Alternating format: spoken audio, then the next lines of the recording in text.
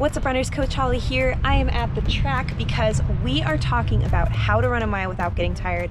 This is a 4-week progression, guaranteed to work. I'm gonna walk you through everything right now, and we're gonna talk about the best way to do this safely and healthy. Let's go. So I chose the track for this progression because it makes the mile feel a lot more doable.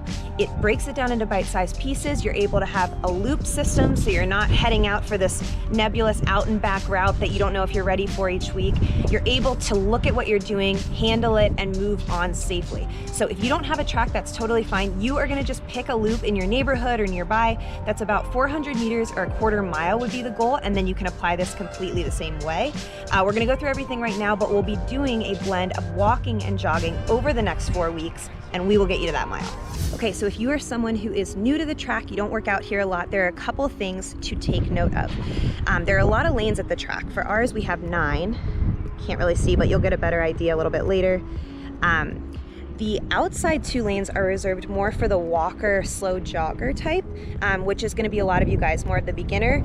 This is not to section people off into good athletes and bad athletes. This is simply a matter of safety, and honestly, it's a lot less stressful to be on the outside lanes than it is to be on the inside where the faster people are. And that's because when you're taking rests or breaks between rounds, you wanna make sure that you can pull off to the side easily, especially when you're tired and you don't have to think about crossing traffic, because it's kind of like switching lanes in the highway. People are not gonna stop on their sprints, so don't get in their way, don't piss them off. Be a lot more enjoyable of an experience. So remember that, and now we're gonna get into what this workout looks like. Okay, nothing left to do now but go through this workout progression. So what we're gonna do is look both ways. I am off to the side right now, and we are gonna wait to make sure no one's coming, and then walk it over. So we're going to the outside lane, just like I said. All right, we're safely over here. So the really nice thing about doing this on a track is the numbers are mapped out for you across the whole lap. So basically, every time I see number 9, I know that I have gone a quarter of the way around. 1 lap is 400 meters. We are getting to a full mile with 4 laps. So week 1, you were gonna walk the first 3 quarters of your lap, jog the last quarter. So that means you're gonna see that number 9 3 times. When you get to that third 9, you are gonna jog for the last quarter until you see that next 9. Then you go again, you're gonna walk for the 3 quarters of the lap, you're gonna jog for the last quarter of the lap for 4 total laps. That is week 1 progression.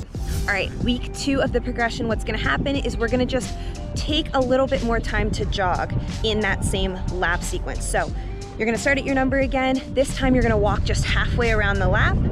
Then you're gonna jog for the second half. When you get back to that starting number, you're gonna start back with that walk. So half and half this week. Same thing, 4 laps around for that mile total. Your walks are your breaks. I want you guys to take big inhales through the nose, fill up the stomach, and exhale either through the nose or mouth. That'll reset that breathing, get the heart rate down quicker so that when you take off for that jog, you're ready to go. You guys know how this thing's going now. We are gonna just walk the first quarter of the lap. When you get to the second 9, you're gonna take it into a jog. So, coming right up here, deep breath, and then we're gonna take it up to a jog. Now this is gonna go on for the 3 quarters remaining of the lap. So you're running for the last 3 quarters. As soon as you get back to that first 9, you take it back into that walk, just for 1 quarter, back into 3-quarter jog. 4 laps again, because it's 1 mile that we're trying to get to. Remember, slow things down if you need to. Obviously, we talked about the breathing, but also use that walk break to really get those legs shaken out, really believe in yourself, psych yourself up a little bit for that jogging. I know you can do it.